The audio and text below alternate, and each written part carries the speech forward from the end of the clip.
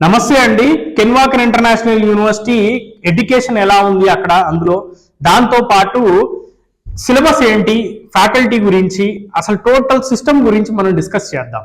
అయితే కెన్వాకర్ international university విషయానికి వస్తే వీళ్ళ కరికులం కనుక చూసుకుంటే మెయిన్ గా జార్జియా అట్లాంటా లో ఉన్న ఎమోరీ యూనివర్సిటీ, వరల్డ్ లోనే 65th ర్యాంక్ కలిగిన ఎమోరీ యూనివర్సిటీ మెడికల్లో. ఈ యూనివర్సిటీ సిలబస్ ని బేస్ చేసుకొని కెన్వాకర్ ఇంటర్నేషనల్ యూనివర్సిటీ వాళ్ళు వాళ్ళ సిలబస్ ని డిజైన్ చేసుకోవడం జరిగింది. దీంట్లో మన ఎన్ఎంసీ సజెస్ట్ చేసిన సబ్జెక్టులు కూడా వాళ్ళు యాడ్ చేసుకొని డిజైన్ చేసుకున్నారు. సో అయితే ఇక్కడ ఎడ్యుకేషన్ విషయానికి వస్తే కనుక వీళ్ళు థియరీకి క్లాస్ రూమ్ కి 15 మందిని మాత్రమే స్టూడెంట్స్ ఉంచడం జరిగింది. అంటే సెక్షన్ కి 15 మెంబర్స్ మాత్రమే స్టూడెంట్స్ ఉంటారు థియరీకి. అదే ప్రాక్టికల్స్ విషయానికి వస్తే కనుక 7 to 8 మెంబర్స్ ఉంటారు. క్లినికల్స్ విషయానికి వస్తే కనుక దాన్ని ఇంకా సగం చేయడం జరుగుతుంది, 2 to 3 మెంబర్స్ ఉంటారు.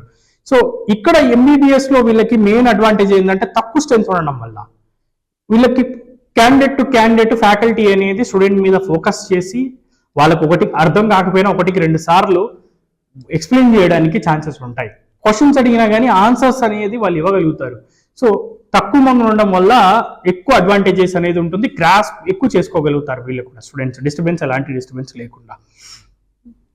అయితే ఈ 15 మెంబర్స్ కి ఎప్పుడైతే క్లాస్ అనేది ఎలా జరుగుతుంది అంటే విజువలైజ్డ్ ప్యాటర్న్ అనేది క్లాసెస్ చెప్పడం జరుగుతుంది. విజువలైజ్డ్ ప్యాటర్న్ లో చెప్పినప్పుడు ఏంటంటే వాళ్ళు ఎక్కువ గుర్తుంచుకోవడానికి, ఎక్కువ రోజులు గుర్తుంచుకోవడానికి అనేది ఆప్షన్ ఉంటుంది. దీని తర్వాత వెరీ నెక్స్ట్ డే, ఈ రోజు ఫర్ ఎగ్జాంపుల్ ఏదైనా ఒక సబ్జెక్ట్ మీద క్లాస్ అయింది అనుకోండి, తర్వాత రోజు కంపల్సరీ ఆ స్టూడెంట్స్ అందరూ కూడా వాళ్ళు సెమినార్ ఇవ్వాల్సి ఉంటుంది. అది ర్యాండమ్ గా ఎవరినైనా అడగొచ్చు. అంటే ఒకరిని ఈ రోజు అడగలేదు అనుకోండి, నెక్స్ట్ డే అడుగుతారు, లేదంటే ఆ తర్వాత నెక్స్ట్ డే అయినా కానీ ర్యాండమ్ గా క్వశ్చన్స్ అడుగుతారు, వాళ్ళు సెమినార్ ఇవ్వాల్సి ఉంటుంది. ఫర్ ఎగ్జాంపుల్ ఒక స్టూడెంట్ చదవట్లేదు అనుకుందాం, ఈ రోజు చదవలేదు, బాగానే ఉంది, రెండో రోజు చదవలేదు, మూడో రోజైనా ఖచ్చితంగా చదవాల్సి ఉంటుంది. ఎందుకంటే అందరి ముందు 15 మంది ముందు ఒక స్టూడెంట్ సరిగ్గా చెప్పకపోతే అతనికి కొంత గిల్టీగా ఫీల్ అయినా కానీ ఆ స్టూడెంట్ కంపల్సరీ చదువుతారు. ఇది అంటే అక్కడున్న కెన్వాకర్ లో ఉన్న సిస్టమే ఇండైరెక్ట్లీ సిస్టమ్ అనేది స్టూడెంట్ ని చదివే విధంగా తయారు చేస్తుంది. ఇది కెన్వాకర్ లో ఉన్న మనకి మెయిన్ బ్యూటిఫుల్ థింగ్. దీని తర్వాత చూసుకుంటే కనుక ఫ్యాకల్టీ విషయానికి వస్తే ఇది మన కెన్వాకర్ యూనివర్సిటీ యొక్క ఫ్యాకల్టీ.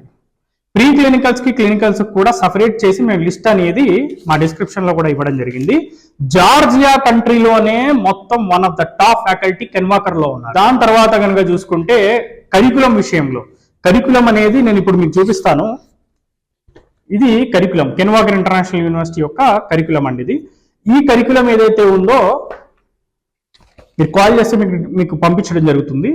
ఈ కరికులంని మీకు తెలిసిన ఎవరైనా మెడికల్ స్టూడెంట్ కానివ్వండి, ప్రొఫెసర్ కానివ్వండి, లేదంటే అమెరికాలో ఎవరైనా డాక్టర్స్ కానివ్వండి ఉన్నా కానీ వాళ్ళకు కూడా పంపించి వెరిఫై చేయించుకోండి. USMLE and even next exit exam కి, యూకే ప్లాప్ కి, వరల్డ్ వైడ్ గా ఎన్ని ఎగ్జామ్స్ ఉన్నాయో, PG entrance examinations, licensing examinations, అన్ని ఎగ్జామ్స్ కి సరిపడే సిలబస్. కెన్వాకర్ లో జాయిన్ అయ్యే స్టూడెంట్స్ కి వీళ్ళ టార్గెట్ ఏం పెట్టుకున్నారు అంటే యుఎస్ఎంఎల్ఈ అనేది కోచింగ్ ఇస్తున్నారు. యుఎస్ఎంఎల్ఈ కోచింగ్ తో పాటుగా ఏంటంటే కంపల్సరీ వీళ్ళు పెట్టుకున్న టార్గెట్ ఏంటంటే యుఎస్ఎంఎల్ఈ క్రాక్ చేసే విధంగా ప్రిపరేషన్ చేయించుకోవడం. యుఎస్ఎంఎల్ఈ స్టెప్ 1, స్టెప్ 2 క్రాక్ చేసే విధంగా ప్రిపరేషన్ చేయించుకోవడం అనేది కెన్వాకర్ వాళ్ళు మెయిన్ టార్గెట్ గా పెట్టుకున్నారు. దానికి తగ్గట్టుగానే ఫస్ట్ 3 years సిలబస్ అనేది స్టెప్ 1 కి సూటబుల్ గా ఉంటుంది. తర్వాత స్టెప్ 1 అనేది only pass fail exam. Step 2 విషయానికి వస్తే సిఎస్, సీకే 2 ఉంటాయి. సిఎస్ అనేది ఇప్పుడు రద్దయిందండి, సిఎస్ అనేది లేదు, ఇప్పుడు ఓన్లీ సీకే మాత్రమే ఉంది. ఈ సీకే ఏదైతే ఉందో ఈ సీకే మన స్టూడెంట్స్ కంప్లీట్ అయిపోయిన తర్వాత, అంటే జార్జియాలో చదివే స్టూడెంట్స్ ఎవరైతే సీకే కంప్లీట్ చేసుకుంటారో వాళ్ళు సీకే అయిన వెంటనే ఓఈటీ అని ఒక ఎగ్జామ్ రాసుకుంటారు. ఈ ఓఈటీ ఎగ్జామ్ ఏదైతే ఉందో ఓన్లీ ఇంగ్లీష్ మీదే ఉంటుంది. ఇంగ్లీష్ ప్రొఫిషియన్సీ టెస్ట్ అనమాట. ఒరిజినల్లీ ఐఎల్స్, మన టోఫెల్ ఆ టైప్ ఎగ్జామ్ అనమాట. అది మెడికల్ కి సంబంధించేది. ఇదేమో నాన్ మెడికల్ సంబంధించి ఐఎల్స్, టోఫెల్స్ ఉంటాయి. ఇదేమో మెడికల్ టర్మినాలజీ సంబంధించిన ఇంగ్లీష్ ప్రొఫిషియన్సీ టెస్ట్ ఓఈటీ. ఈ ఓఈటీ అండ్ స్టెప్ 1 అండ్ స్టెప్ 2 ఈ 3 ఎగ్జామ్స్ కూడా ఆన్లైన్ ఎగ్జామ్స్, అమెరికా వెళ్ళి రాయరు. వీటికి డెడికేటెడ్ ఆన్లైన్ ఎగ్జామినేషన్ సెంటర్స్ ఉంటాయి. అక్కడికి వెళ్ళి వీళ్ళు ఎగ్జామ్ అనేది రాసుకోవడం జరుగుతుంది. అది ఎదర్ ఇండియా వచ్చినప్పుడు ఇక్కడైనా రాసుకోవచ్చు, ఇక్కడ కూడా మన ఇండియాలో కూడా సెంటర్స్ ఉన్నాయి వాటికి. కాబట్టి ఇక్కడ అమెరికా వెళ్ళాల్సిన పని ఎక్కడా లేదు.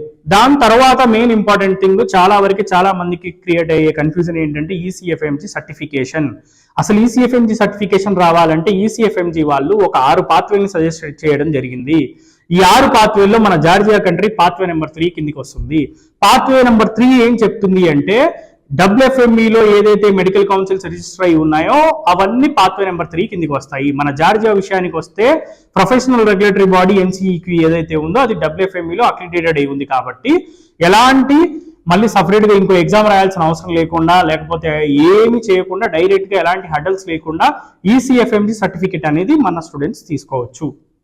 సో ECFMG సర్టిఫికెట్ అయిన తర్వాత పీజీ కోసం, పీజీకి ఒక కౌన్సిలింగ్ జరుగుతుంది. మన దగ్గర కౌన్సిలింగ్ అంటాము, అక్కడ ఏముందంటే మ్యాచ్ అంటారు.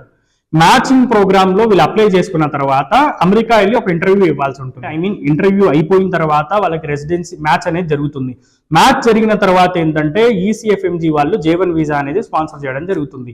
H1B రావాలి అంటే స్టెప్ 3 క్లియర్ చేయాలి. స్టెప్ 3 ముందు క్లియర్ చేసుకోవాలన్నా చేసుకోవచ్చు, లేకపోతే రెసిడెన్సీలో జాయిన్ అయిన తర్వాతనైనా కానీ స్టెప్ 3 అనేది క్లియర్ చేసుకోవడానికి ఆప్షన్ ఉంటుంది. H1B వీసా కానివ్వండి, J1 వీసా కానివ్వండి, దేనికి కూడా మెడికల్ స్ట్రీమ్ వరకు ఎలాంటి లాటరీ సిస్టమ్ లేదు. And moreover very very important thing, USMLE passing పర్సంటేజ్లు కనుక చూసుకుంటే step 1 pass percentage 2021 step 1 pass percentage కనుక చూసుకుంటే 80% ఉందండి, 80+% ఉంది. అదే మన స్టెప్ 2 పర్సంటేజ్ చూసుకుంటే కనుక 91+% ఉంది. అయితే ఇంకొక ఇంటర్నేషనల్ మెడికల్ గ్రాడ్యుయేట్స్ విషయానికి వస్తే కనుక మన ఇండియన్ స్టూడెంట్స్ కూడా ఇంటర్నేషనల్ మెడికల్ గ్రాడ్యుయేట్సే. ఇంటర్నేషనల్ మెడికల్ గ్రాడ్యుయేట్స్ ఎవరైతే ఉన్నారో లాస్ట్ ఇయర్ 60% స్టూడెంట్స్ మ్యాచ్ అయ్యారు. దీని గురించి మీకు ఇన్డెప్త్ అనాలిసిస్, ఇన్డెప్త్ ఇన్ఫర్మేషన్ ఆ స్టెప్ 1 స్టెప్ 2 కంప్లీట్ చేసుకొని అదంతా ఎక్స్పీరియన్స్డ్ అయిన క్యాండిడేట్ డాక్టర్ నాగేంద్ర గారు అని చెప్పి అప్కమింగ్ వీడియోస్ లో కూడా మీకు దానికి సంబంధించిన ఇన్ఫర్మేషన్ అంతా కూడా ఇన్ డీటెయిల్ గా ఇవ్వడం జరుగుతుంది.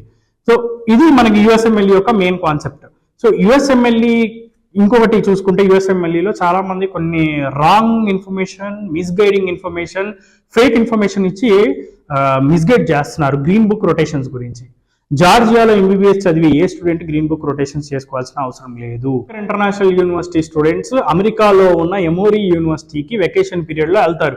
3 to 4 weeks ఒక డాక్టర్ కింద వీళ్ళు ఎలెక్టివ్ రొటేషన్స్ అనేది చేయడం జరుగుతుంది. ఎలెక్టివ్ రొటేషన్స్ చేయడం వల్ల ఉండే అడ్వాంటేజ్ ఏంటి అంటే వీళ్ళకి ఎలోఆర్స్ రావడం జరుగుతుంది. ఎలోఆర్ వల్ల ఎలా యూజ్ అవుతుంది, అసలు ఒరిజినాలిటీ ఏంటి అంటే ఎలోఆర్ ఉండడం వల్ల వీళ్ళకి కావాల్సిన పీజీస్ లేకపోతే మంచి మెడికల్ ఇన్స్టిట్యూషన్స్ లో, మంచి హాస్పిటల్స్ లో పీజీ సీట్ అనేది రావడం జరుగుతుంది. సో ఇది మనకి ఎలోఆర్ ద్వారా ఉండే అడ్వాంటేజ్. సో అంతేగాని వెళ్ళి ఒక 1 year చేయాలా, 2 years చేయాలా, ₹1,00,000 అయింది గ్రీన్ బుక్ రొటేషన్స్, ఇదంతా ఏమీ లేదండి. ఇదంతా ఊరికి ఏంటంటే మిస్గైడింగ్, రాంగ్ ఇన్ఫర్మేషన్. దాన్ని అసలు నమ్మబాకండి. ఎవరైనా మీకు చెప్పినా కానీ దాని అథెంటికేషన్ ఇన్ఫర్మేషన్ అనేది వాళ్ళ దగ్గర తీసుకోండి. ఇవన్నీ ఆన్ పేపర్ స్టాటిస్టిక్స్ మాత్రమే మేము చెప్తున్నాము. ఇది మనకి USMLE ఉన్న బ్యూటీ అన్నమాట. అండ్ దాంతో పాటుగా చూసుకుంటే మనకి మెయిన్ ఇంపార్టెంట్ థింగ్, ఇక్కడ NMC రూల్స్ అండ్ రెగ్యులేషన్స్ ని బ్రేక్ చేయకుండా ఈ రొటేషన్స్ అనేవి చేసుకుంటున్నారు మన స్టూడెంట్స్. సో ఇది ఇక్కడ మన కెన్వాకర్ వాళ్ళు చేసేది ఏంటి అంటే, అసలు కెన్వాకర్ యూనివర్సిటీ ఇచ్చేది ఏంటి అంటే, స్టూడెంట్ కి కావాలి అనుకుంటే US వెళ్దాం అనుకుంటే USMLE ప్రిపరేషన్ జరుగుతుంది ఆన్ క్యాంపస్ లో. 3rd year అయిపోయిన తర్వాత USMLE స్టెప్ 1 రాసుకుంటున్నారు. దాని తర్వాత 5th year లో 6th year లోనో వాళ్ళు స్టెప్ 2 రాసుకుంటారు. MBBS అయిపోయిన వెంటనే పీజీ కోసం ఇక్కడ రెడీ అవ్వడం జరుగుతుంది. సో ఇది మనకి మెయిన్ ఉన్న అడ్వాంటేజ్ అన్నమాట. సో అలా కాకుండా MBBS అయిన తర్వాత ప్రిపేర్ అవ్వాలంటే మళ్ళీ 1 year 2 year టైం స్పెండ్ చేయాల్సి ఉంటుంది.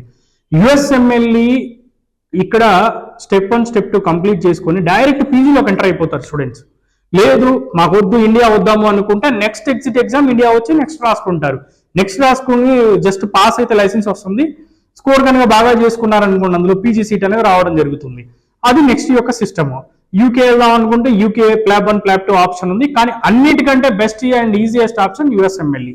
ఇండియా వద్దాం అనుకుంటే నెక్స్ట్ అనే ఆప్షన్ ఎలాగో ఉంది. కాబట్టి ఇలా మల్టిపుల్ ఆప్షన్ ని కోరుకుంటే స్టూడెంట్స్ టైం వేస్ట్ అవ్వకుండా, MBBS అయిన తర్వాత ఎలాంటి టైం వేస్ట్ అవ్వకుండా ఇమ్మీడియట్ పీజీకి రెడీగా ఉంటారు. ఓకే, థ్యాంక్ యూ అండి. Thank you for your valuable time.